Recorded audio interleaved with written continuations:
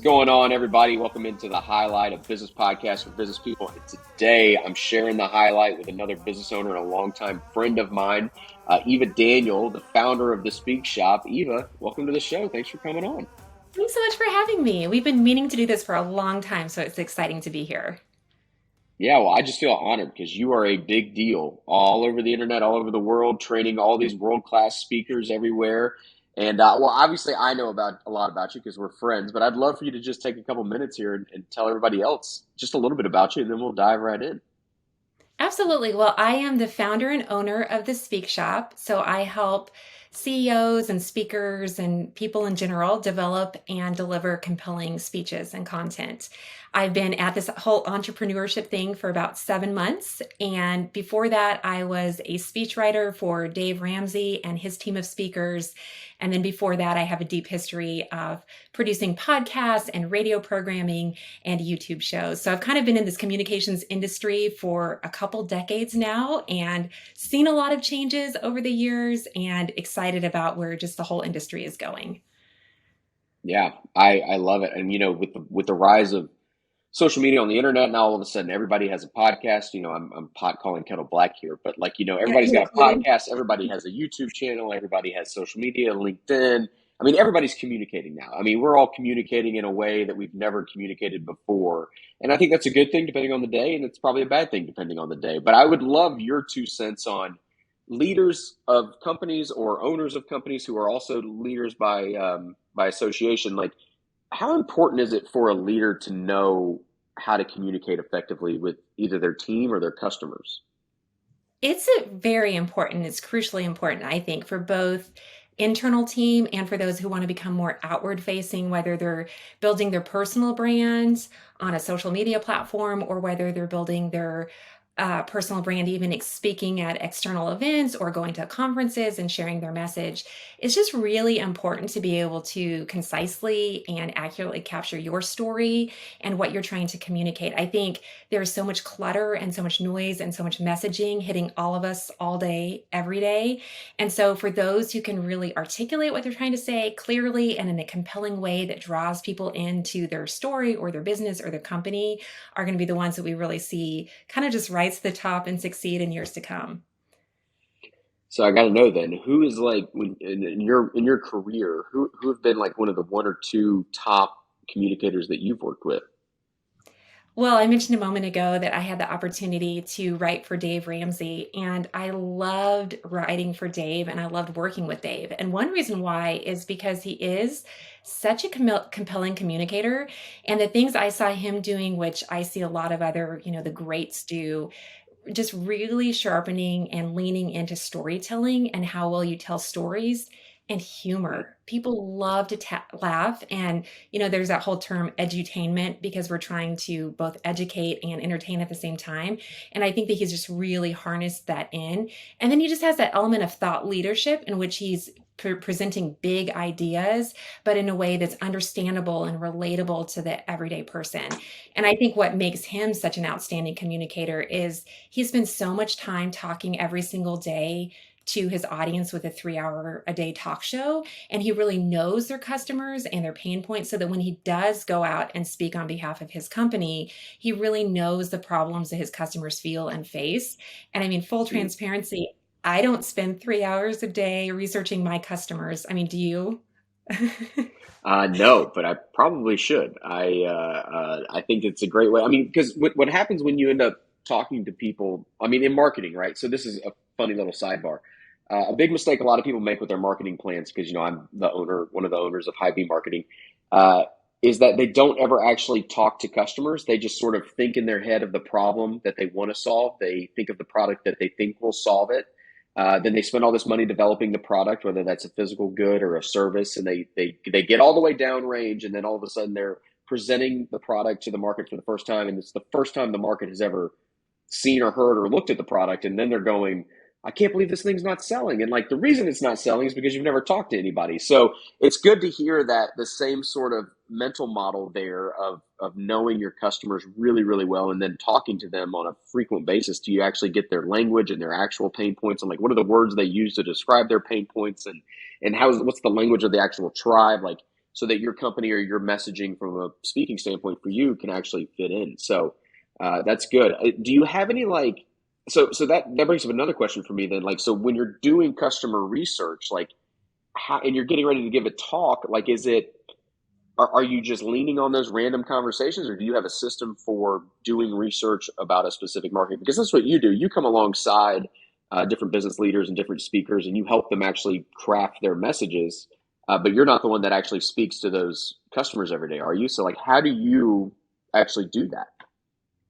Absolutely. Well, I think a lot of it gets down to if you're, let's say you're going to be giving a presentation and, a stage and what that means. Sometimes that's just you're pitching a product to five people in a meeting. Sometimes that's going to be a much bigger place or much bigger stage. But a lot of it does get down to what you're indicating, the customer research and thinking through the audience. And even let's say it is at a conference and you're speaking at an event, getting a base for what the audience already knows about the topic as much as you can. How would you know that? Well, maybe you ask the event organizers or ask the person that invited you to speak. Do some research of who bought tickets to this event, what kind of attendees, what do they already know about this topic? What do I think that they need to know? What do I want them to feel? What do I want them to do after having heard my presentation? So just spending some of that time really thinking through who am I speaking to? And what do they already know about the topic? Because we all get stuck where we get really, really close to our own content. I know you and I grabbed lunch a little while ago and you were getting ready to give a speech at the Chamber of Commerce and you had so much brilliance around marketing. And I was like, wait, what? Because it was so in depth into you. It felt like you were giving the alphabet of, well, it's A and then it's B and then it's C. And I was like, wait a second. I think I'm still on A. Like, you need to explain that more. But we all do that with our content. We become so close to our industry expertise that we kind of make the assumptions that, like, well, how could anyone not know that you need to have storytelling and humor in your talk? And here's how you tell a good story. So you have to really separate yourself from your own subject matter a little bit. And frankly, one of the best ways to do that, and one of the best ways to really serve your audience, is run that content through someone else before you give it, but not someone else on your team or that's also really close to the content. Run that content by somebody that's maybe not as familiar with your topic or your industry and help them find the holes in it and just say, hey, that's way too deep or that's way too simple, or just kind of giving you some of that constructive feedback that you can use to make your presentation stronger. No, that's really good advice because that's what we did. That's what you do for your clients, right? At the end of the day, you are Yes. a person outside the organization that also has a real deep specialty within communication and public speaking and all the things. And I remember when I sat down and I walked you through that, I was three or four slides in, and I think I just looked at you and I just said something along the lines of like, "This is already too much. I can feel that it's already too much. So like, let's just skip that part of the feedback." Because it's funny because as soon as I started talking to somebody that didn't have a And you started marketing watching my eyes glaze background, over because I was watching you. I was reacting to you. I mean, because that's another part about being a good public speaker is you want to look at your audience and actually sort of get the vibe and the feeling of like, are they receiving this information well or whatever? And that's the great part about working with somebody like you and actually running the content down beforehand is that you get to do that on accident or purpose accident, I guess. The mistakes happen offline before it's like showtime, right? And so yeah, that was bad. I remember very specifically being like, "This is too long. It's too deep." I think it was Donald Miller that said, "You know your business at a 10 on a scale of 1 to 10, but your customers buy it at 2. So like, you got to simplify it way, way down." And that was great for me with working with you because you basically were like, "Hey, this is good. Leave this here. Give people the overall scope of how complicated marketing can be. But like, let's just say, hey, I'm going to give you the top 3 things that you can implement next week." And that was a big game changer for me because it did help us clarify the message and get to the point a lot quicker. Um, but you've said storytelling and you've said humor a couple times now answering these first few questions, and so I want to dive in on both of those. Like, question number one is, what do you tell people when you're saying, "Hey, tell a better story"? Like, how do you tell a better story? How do you source stories? Like, talk to me about stories for a second. well, stories are so important because it's really what makes our information stick. And so when it comes to telling stories, I mentioned a moment ago, we have this pattern of kind of like the curse of knowledge. When it comes to our own personal stories, or maybe the brand story of our company that we're sharing with clients, we can kind of make some assumptions of what all they know, or think they need to know a lot more than they do in terms of all of the details of the story. But the biggest mistake we make when it comes to telling stories is we tend to tell them in a very linear fashion. A happened, and then B happened, and then C happened, and then D happened. And we feel this need to give all of the backstory about all of the things instead of just diving right into something interesting. Even, it's interesting being on this podcast. At the beginning, you asked me, well, what do I do? And I kind of dove in with what I'm doing now, because I found the first handful of podcasts I was on, I started going back to my 20s and the whole story about why I decided to start a business. And well, those things can be interesting, and maybe later I'll backtrack and that'll have some impact on our conversation. But in the same way, when you think about telling a story, think about, am I starting this story at an interesting point for my audience? And again, running that through somebody else to see if it is interesting the way we're starting it. But just kind of thinking through of where you're even starting your story is a big thing. And then a lot of times with our storytelling, we tend to be very factual in the relaying of the information, but making yourself look at the story and go, what did I think? And what did I feel when this thing happened has a lot more impact. So, for example, just on a personal level, let's say that I was sharing with you, I have 4 kids and I was sharing the birth of one of my kids.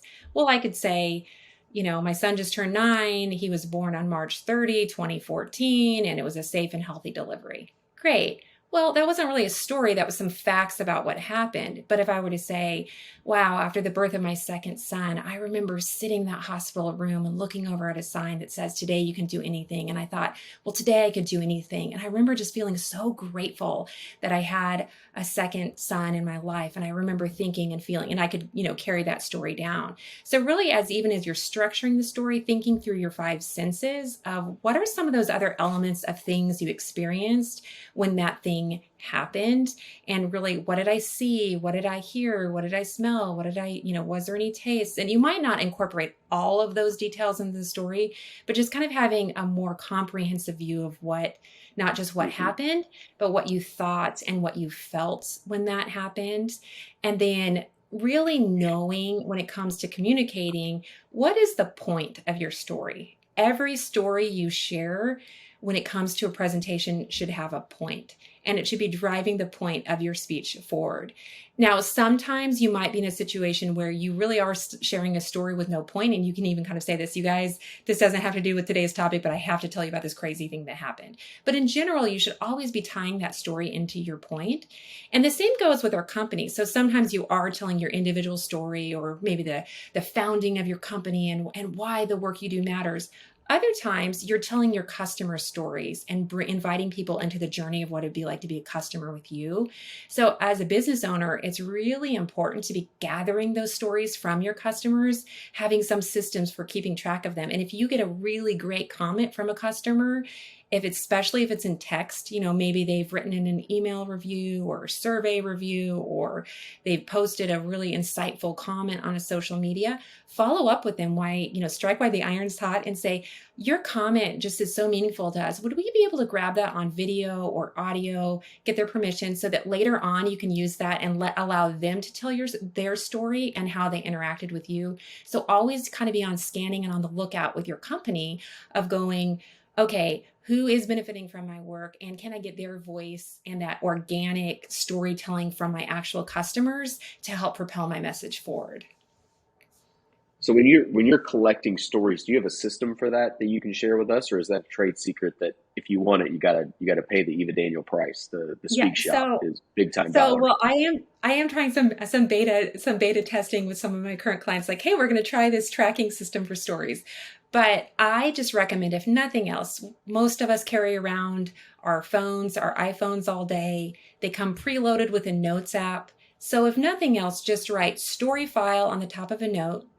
And as interesting things happen to you or within your company, just jot little notes down, drop them in there. And like I said, if you are gathering, someone in your team is gathering those company stories, or if that's you gathering them, just, even just a simple document that you drop them into. Sometimes I think we can get so preoccupied with having the fancy tool or the system that almost gets so complicated that at minimum, just kiss, keep it simple, write it, drop it in a notes app. And then if you want to become more advanced and find other things, but just starting the process of capturing those things is so important. Yeah, it's super interesting. Every time I talk to somebody, because we our worlds cross so much because we're helping company owners host podcasts all the time. We're helping them make social media content, and one of the things I hear all the time is like, I don't really have anything interesting to say. No interesting stories really happened to me. And I think the thing I try to coach people through when we're talking about social media or content from that lens specifically is that like you're so close to all the things that happen to you all the time that you think they're boring. It's just because your brain has become used to it all that your emotions don't change as much anymore. So you don't think that you're experiencing some story. The thing is, you've already mastered that story. So you already know how it's going to go for the most part. You know how to get through it, yada, yada. But when you're on a stage communicating or when you're on social media communicating or whatever, and you're delivering that story, like that's the first time I'm hearing it. That's the first time that I'm experiencing that journey, and listening to your story is going to help me navigate that situation if I ever run across the same sort of thing. So, what do you tell people when they say, "Hey, like my stories are boring, like I don't have any stories?" Like is it just look for the emotional things in your life, or what is your advice there?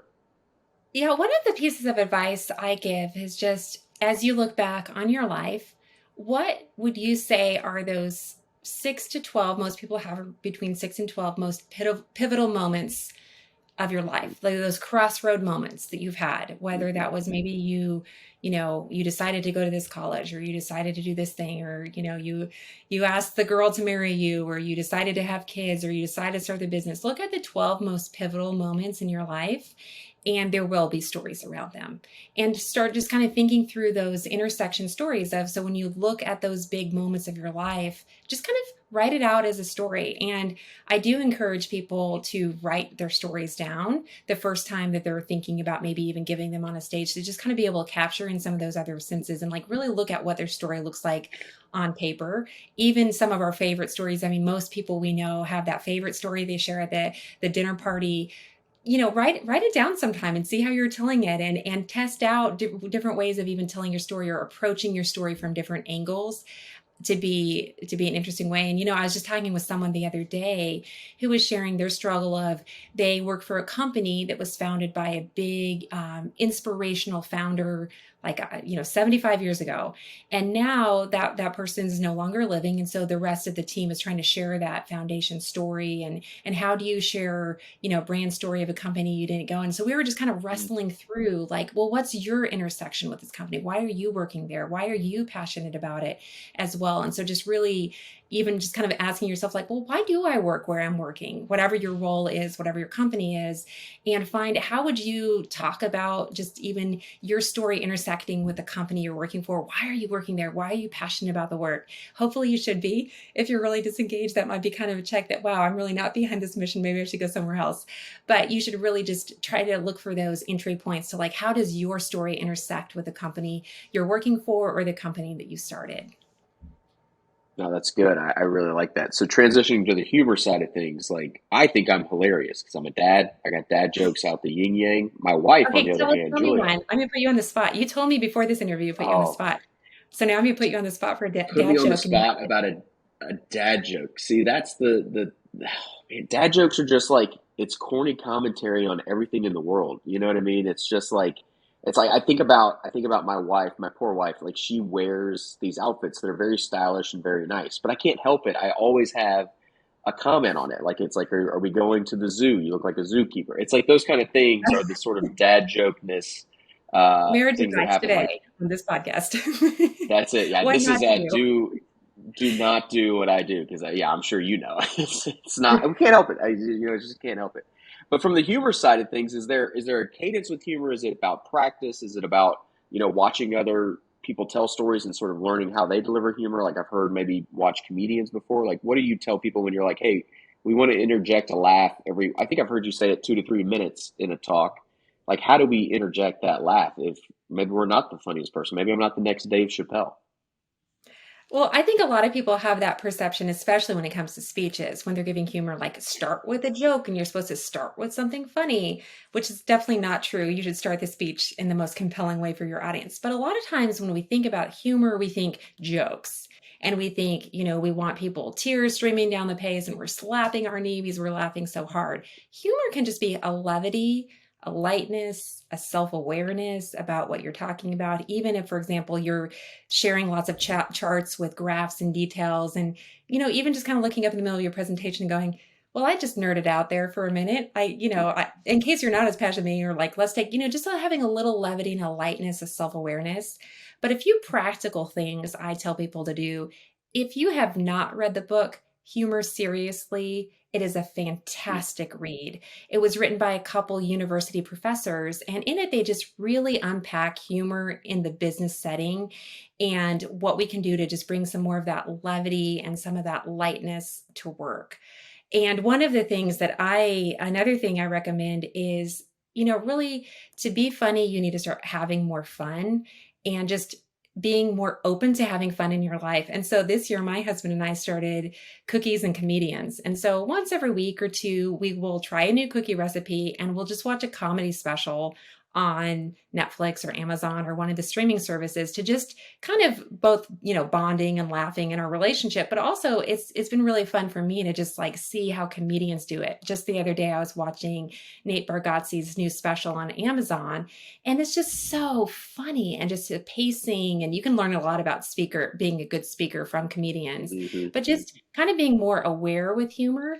And then I tell everybody, in the same way I mentioned a moment ago of keeping that story file, keep a humor file. Another notes app, just write funny list, funny file, humor list, and pay attention. So as things make you laugh throughout the day, or let's say you're in a meeting and everybody laughs, well, what's funny? Just jot a note down. And that way, when you are going to make content, instead of being like, oh, I need to put something funny in my presentation and you're racking your brain and you can't think of anything, you can look back at your humor list and go, oh, I actually laugh a lot, or oh, that would work really great here, or funny things do happen. It's kind of the same way of, when you first get a new car, a new vehicle, suddenly that vehicle's everywhere on the road. And it's sort of the same with humor. Once you start really paying attention and looking for humor in your everyday life, you're going to be amazed at how many funny things are said around you, how much people laugh Hmm. around you, and you can then incorporate that later on. And not everything on your list is going to work. I have 4 kids, so a lot of the humor I have on my list is kid related.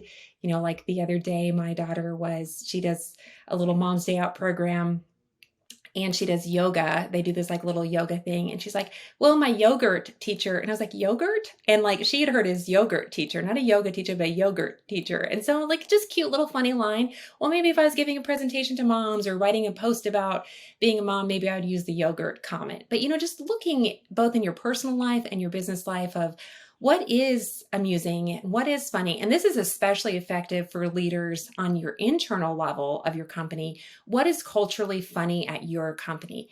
Every company has its own culture and its own vibe and its own sense of humor. And so looking for what is funny to my staff and, incorporating those in. And then just in general, if you're a speaker and if you're in a lineup, let's say you have an hour staff meeting and it's speaker after speaker. And by speaker, I mean just, business department leader giving an update on their Hmm. department. Be listening to other people's content. When did other people in the room laugh? What did they laugh about? Can you call Hmm. back to someone else's humor instead of having to come up with your own humor all the time? If nothing else, just start paying attention to callbacks.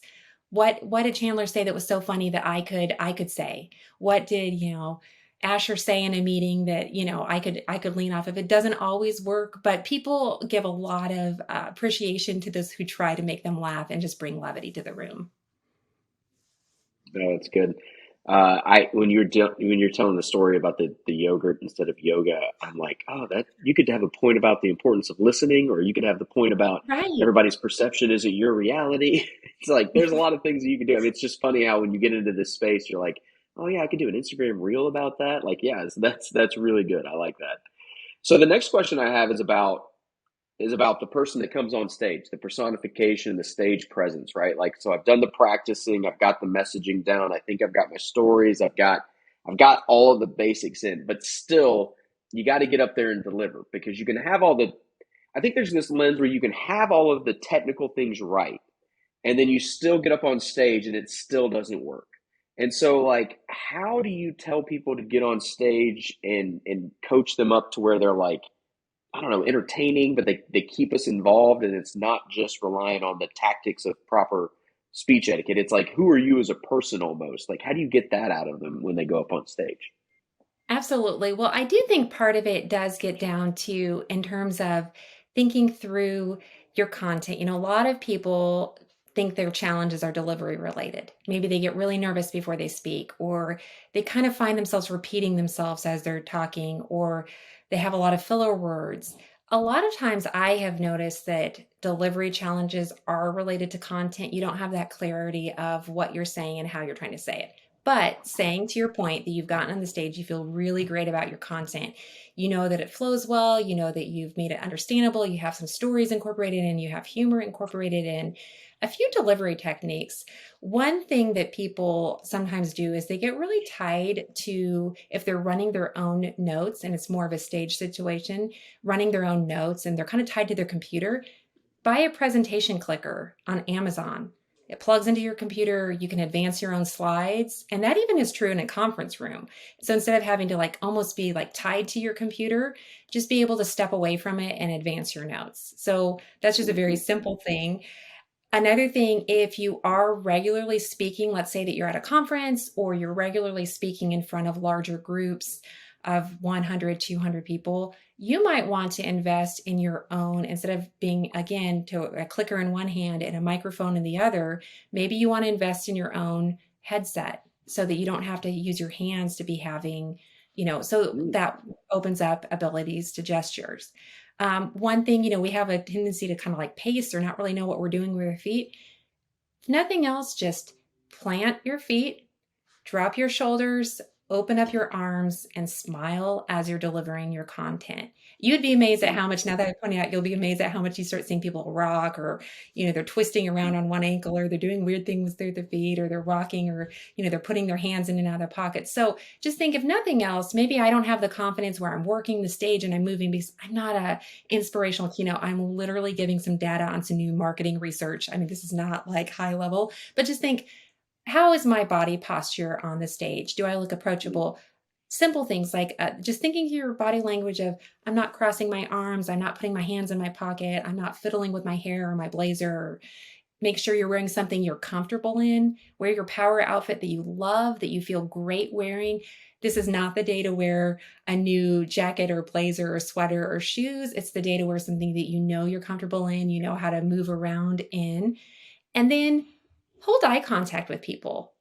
It can feel really intimidating when you're giving a speech because everybody's looking at you, all the things, but just think, wow, like Mary's in the audience and I have this piece of information that's going to be really insightful for her. Make eye contact with her. Hold one full thought before you move to the next person you hold a thought with.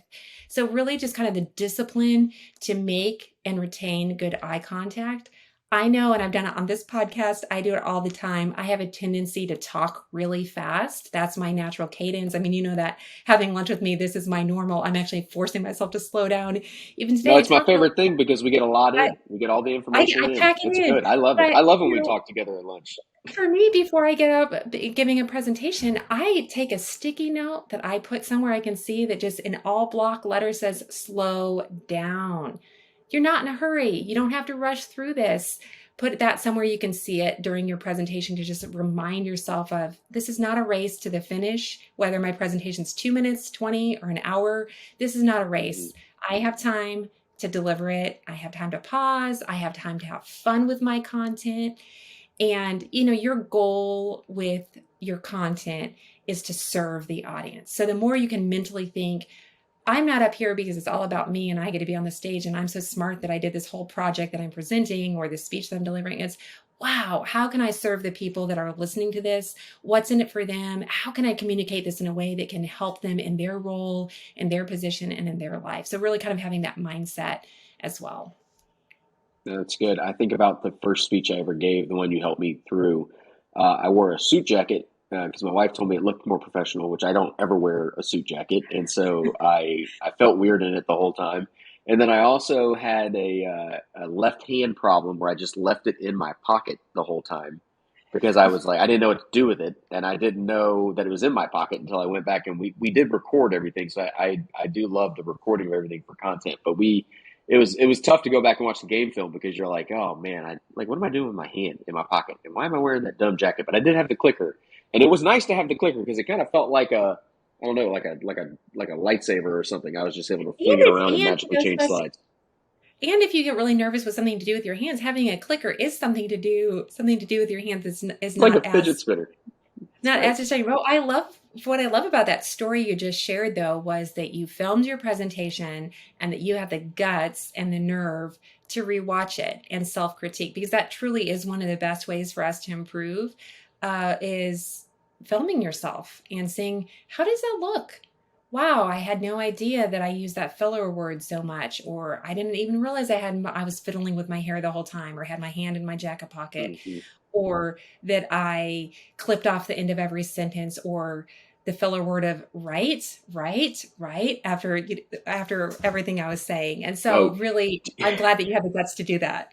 do you want to know what my filler word was? It was a filler phrase. It was I don't know how many of you, but and then I was like trying to get buy-in from the audience, and I got lucky that I noticed it about 5 or 6 minutes in that I already said it like 3 times, and I was like, this is not this is not going to be good if I keep on with this stupid saying. And it's like maybe one time, it's all it's allowed, and so I don't I didn't make the mistake on my second speech, I don't think, but I haven't Well, seen the game tape yet, so we'll see. and, and we're all guilty of it. I mean, I use the word literally a lot. I literally just say the thing, or I use filler words like so and like, and then Hmm. I get self-conscious about when I'm speaking because I think I am the speech consultant who helps people not have Hmm. filler words, and I have been using them my whole presentation. So some of those habits are hard to break, but the more you get Hmm. in the rhythm of speaking, the more you get in the rhythm of practicing your content in front of other people and self-evaluating once you've given the presentation, the stronger a speaker you're going to become.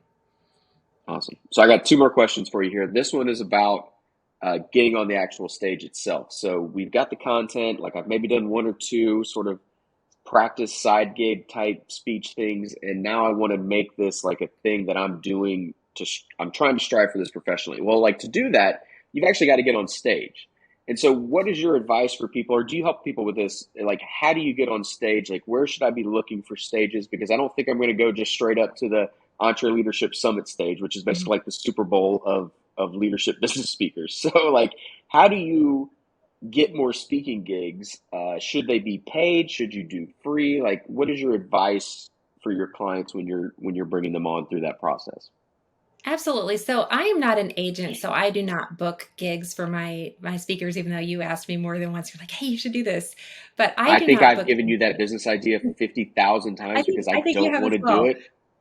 But a few best practices is when we're really honest, I think a lot of us just want to be discovered for our brilliance and for our expertise and how much we can We're all special bring. snowflakes. But we're all special and we all want to be discovered. And frankly, I think a lot of us just want the opportunities to fall in our laps instead of going out after the opportunities. A Mm-hmm. lot of it gets down to defining for you, what is a big stage? Where would you like to speak? What would be 25 places that you would like to speak? Knowing your industry, what are the conferences? What are the places locally? What are the places, nationally or internationally? Like defining what you're even trying to go for, and then just doing even just simple research of going, well, if this industry conference that I attend every year is in March and I would like to be a breakout speaker or a main stage speaker, when do they start booking that? Because a lot of times it's a lot earlier than we think.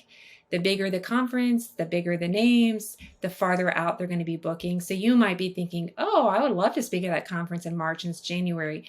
You're probably already too late. You need to have been thinking about that 6 to 8 months Mm-hmm. before. So define the stage. Where do you even want to speak?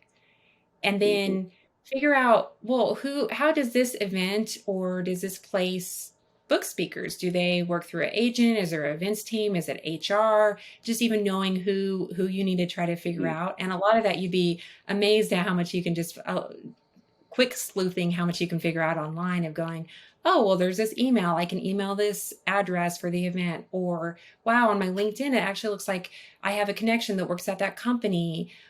I'm going to just send them a message and say, hey, do you know of anyone at your organization that I could connect with to come in and speak to your Hmm. company? Or I see that you were the event organizer for this conference last year. I would love to come speak there. So really proactively networking and working, if you are, say, for example, I'm very active on LinkedIn. If you realize I want to speak at this industry conference, it looks like I have a secondary degree connection that has a connection there. Well, there's not a lot of harm in reaching out and saying, hey, would you give me an introduction to this person at this company? I would love to be a speaker there.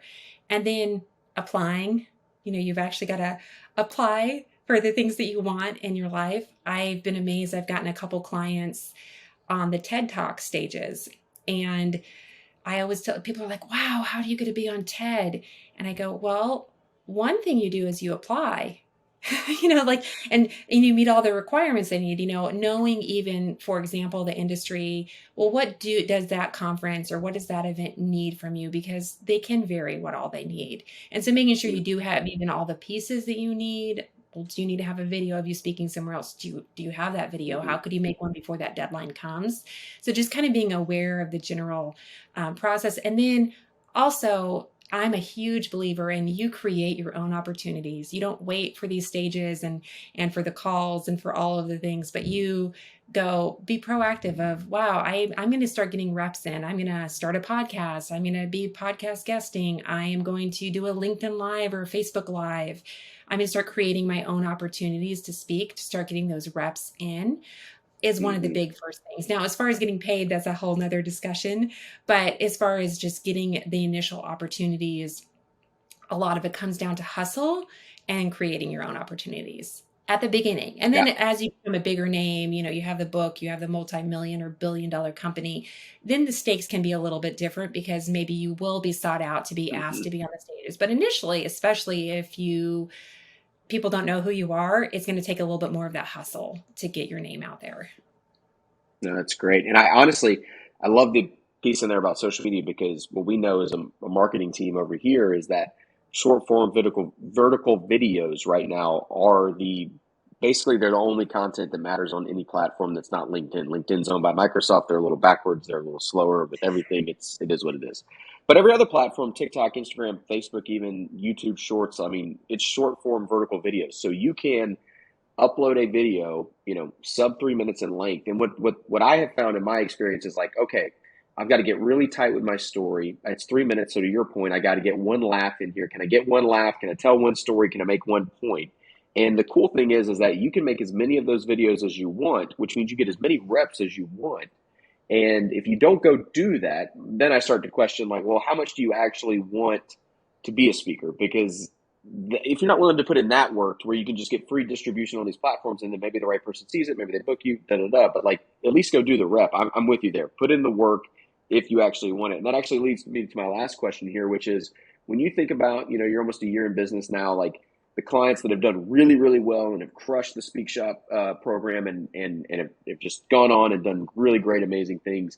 And then the clients that have come in and sort of like, maybe they were excited in the beginning and then they fizzled out over time. Like, what are the characteristics or traits? Like, what do we need to think about as we're working with coaches like yourself, or we're just going on our own speaker journey? Like, what characteristics and traits do we need to make sure we're embodying to set ourselves up to actually succeed for the long term? Absolutely. I think one of those really does get to getting gigs on the calendar, having a speaking engagement, even if it's self-created, and setting it on a little bit tighter of a deadline than you feel comfortable with. We all procrastinate. It's just, we all procrastinate things because especially if you are a CEO of a Mm-hmm. company or a business owner, you have a lot on your plate.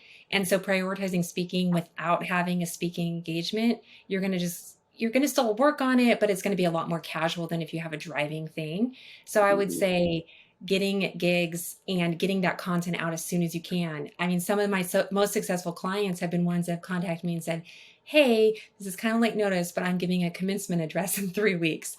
Or I'm speaking, I was just asked to fill in on a panel at this breakout next week. or I'm giving a keynote in 2 months. And so having a deadline with yourself can really drive action. I think that's one of the biggest things. And setting your goal, back to the goal, not only just I want to be on these stages, but knowing your goals as a communicator, because a lot of times, even to your point, it's not all about getting paid and being the flashy speaker at an event. A lot of times it's just getting your company outward facing so that other people know about you and can hire you in your company. So sometimes, that big stage is actually only 10 people or it's 5 people.